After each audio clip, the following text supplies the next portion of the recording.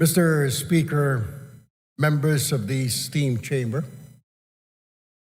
I rise today on a different matter, a critical matter concerning Section 21 of Republic Act number 9165, or the Comprehensive Dangerous Drugs Act of 2002, which mandates the inclusion of media representatives as signatories in the inventory of confiscated drug-related items. While this provision was crafted to enhance transparency in anti-drug operations, I submit that it is time for us to revisit and devolve this responsibility to better suited entities, Mr. Speaker. The inclusion of media representatives represents or presents significant challenges and risks. Media practitioners who are civilians are placed in potentially life-threatening situations when required to participate in such operations. Exposing them to these risks compromises not only their safety, but also that of their families, Mr. Speaker. Moreover, involving media representatives in law enforcement tasks raises concerns about their independence and neutrality. Journalists are meant to act as impartial watchdogs of government actions, holding public officials accountable from an objective stance. Requiring their direct participation, Mr. Speaker, in these operations undermines their role and may cast doubt on their credibility and impartiality. It is imperative that we devolve this responsibility to more appropriate witnesses who are already empowered under the law. Section 21 of RA 9165 already mandates the presence of Department of Justice representatives and barangay officials as witnesses in this process, Mr. Speaker. These individuals are better suited to fulfill the role of ensuring transparency and accountability in documentation of confiscated drug-related items. Additionally, we can enhance existing safeguards to further promote transparency without involving media personnel. Like comprehensive video documentation can serve as a reliable and tamper-proof record of the inventory process, ensuring accountability without requiring physical witness to be present in dangerous environments. Increased training and oversight for DOJ and barangay representatives can strengthen their ability to act as effective witnesses. By devolving, Mr. Speaker, this responsibility to individuals already mandated and equipped for this role, we can preserve the safety of our media professionals, uphold journalistic independence, and maintain the integrity of anti-drug operations. Mr. Speaker, I urge this esteemed chamber to consider an amendment to Section 21 of Republic Act 9165, replacing media representatives with more suitable alternatives while reinforcing mechanisms for accountability and transparency. Let us act decisively to modernize this law and ensure its implementation aligns with our commitment to safety, justice, and good governance. Thank you, Mr. Speaker and my colleagues, and I look forward to our deliberations on this matter soon. Maraming salamat po, magandang hapon sa ating lahat. Thank you very much. Daghang salamat. I would like to find out from the good congressman if you are a member of the Anti-Drugs Committee. No, I am not, my distinguished colleague. I am not a member of any committee right now since I am part of the deputy majority group, Mr. Speaker. And if you are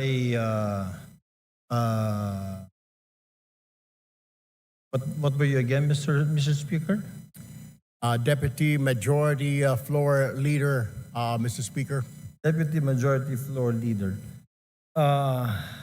I am very sure, Mr. Speaker, that you know very well that the Committee on Anti-Drugs is very active on RA 9165. I am aware, Mr. Speaker. Oh, you are aware, Mr. Speaker. Thank you. If you're aware, Mr. Speaker, then what was the purpose of the privileged speech? I don't know if my distinguished colleague was present when I was mentioning an amendment on Section 21 of RA 9165, particularly exempting the media from being signatories in drug-related operations, particularly on confiscated items, Mr. Speaker. All right. Thank you, Mr. Speaker. The reason why I wanted to ask the good gentleman is because, you know, RA 9165 was passed already in the last Congress. And during this Congress, it has also been amended. And in Section 21 of RA 9165, I don't know if the good gentleman is aware, the Deputy Majority Floor Leader is aware that Section 21 has been taken up. Can you repeat that, Mr. Speaker? Tagalogin ko po. Aware po ba tayo na yung Section 21 po, ito po ay tinitake up po dun sa amendments natin sa RA 9165 in the committee. Kaya nga po, Mr. Speaker, kailangan natin balikan at bilis-bilisan po ang problema po natin sa Kongreso. Kaya po tayo napupulaan ng mga kababayan natin.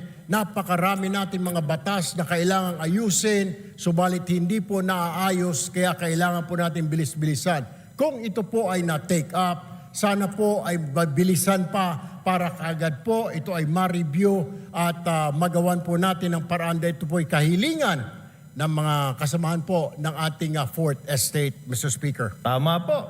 Napakaganda pong suggestion po niyan. Since kayo po ay malakas po sa Senado, baka pwede pong sila pong sabihan ninyo dahil wala po tayong counterpart sa Senado. Tapos na po tayo sa amendments natin. At yung pong privileged speech niyo kanina, pagtanggal po ng media, personalities, pag dumarating ang inventory time, pag mayroong bypass, wala na po sa provision.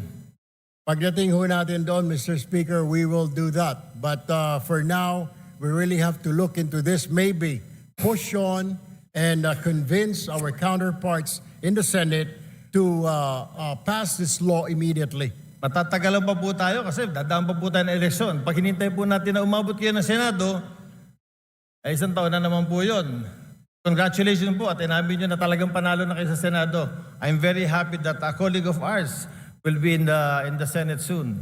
Pero ibabalik ko lang po, Mr. Senator, na ito pong hinihiling ninyo na tanggalin natin or i-amend natin sa Provision 21 of RA 9165, matagal na po naming tinabaho ito sa aming komite at tinanggal po talaga po namin to.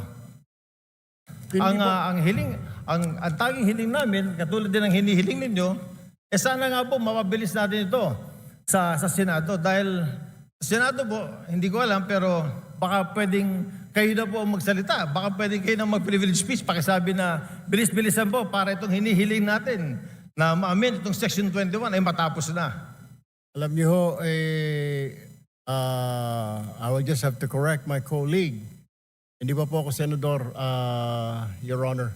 Ako po ay isang mambabatas, ako po ay isang representative, hindi pa po ako senador. Do, tumatakbo po ako senador, nais ko lamang po linawin na ako po ay isang congressman. Correct. Ako po ay member ng ACT-CIS Party List at hindi po ako senador.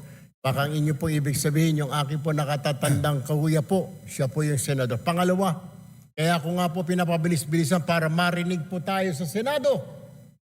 Nabilis-bilisan po nila dahil ito po ay hindi pa naman batas. Habang ito hindi pa po batas, ala hong saysay ang pagre-review, wala hong saysay ang pagtanggal ho natin ng section na yan, section 21, kung hindi pa naman po ito batas. What I am trying to point out, Mr. Speaker, I guess we have to do something about it. And para marinig ko, kaya ho tayo nagka-privilege speech para marinig po tayo sa Senado. Now, we are waiting for the decision, Mr. Speaker. If I can only do a privilege speech in the Senate, then I will do so. Unfortunately, I'm still here, a member of 19th Congress, Mr. Speaker. Salamat. Salamat, Mr. Congressman. Sinabi ko lang po yung sinabi niyo na gagawin niya pagdating niyo po sa Senate, inulit ko lang. But Mr. Congressman, we do something about it. We have done something about it. In the committee level, ito pong Section 21 na hinihiling ninyo ay wala na po. Alam niyo ho, Mr. Speaker, ito po ay nasa committee level at tulad po ng sinasabi ko, kaya ko nga po I am pushing for it.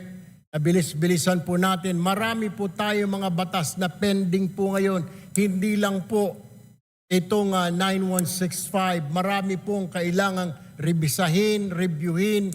Ang kailangan lang po natin ay bilisan po dahil ang taong bayan ay nag-aantay po at hindi po tayong ika nga ay pwedeng manahimik o kaya mag-relax dahil po nakatingin po sa atin ang ating mga kababayan at gusto po nila na bilisan ang pagpasa, pag-review, whatever, ang ng mga batas po natin, Mr. Speaker.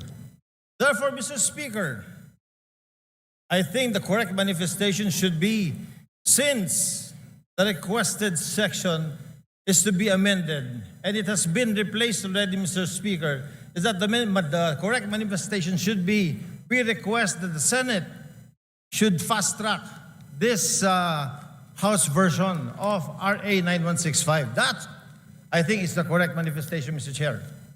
I will take that, Mr. Speaker, but what I am saying is that the reason why I stood up today to remind not only our members here, but also our counterpart in the Senate, because I am sure they're also reviewing what we're doing here and watching us to fast track. Kung meron man, kung nandyan na po sa kanilang mga kamay, na bilisan because we cannot dictate them. We can only suggest, Mr. Speaker. We can only tell them and inform the public that we already did this. Tama po ang ating kasamahan na sinasabi niya pong ni-review na po yan, inalis na po yan, para malaman po ng taong bayan na wala na po yan, wala na sa kamay natin, yan po ay nasa kamay na ng Senado para bilis-bilisan po nila. And that is the purpose of my privileged speech this afternoon, Mr. Speaker, my dear colleague. Sir. Thank you, Mr. Speaker. I thought amending Section 21 was the main thrust of the privilege speech. I didn't know it was to fast track the House version of 9165. But nevertheless, Mr. Chair, yun na rin po ang hinihiling natin. Since yung nire-request po ng colleague natin na tanggalin po sa Section 21, yung pagsama ng media kapag po nag-iimbentary sa mga bypass, sa mga nahuli na ay wala na po sa committee level. Wala na po, pumasa na po sa atin. Sana po, another privilege speech from our good colleague will tell the Senate, bilis-bilisan niyo naman kasi binilisan na po namin. I wish I can, we will do that, Mr. Speaker, para makarating po itong ating mensahe sa kanila.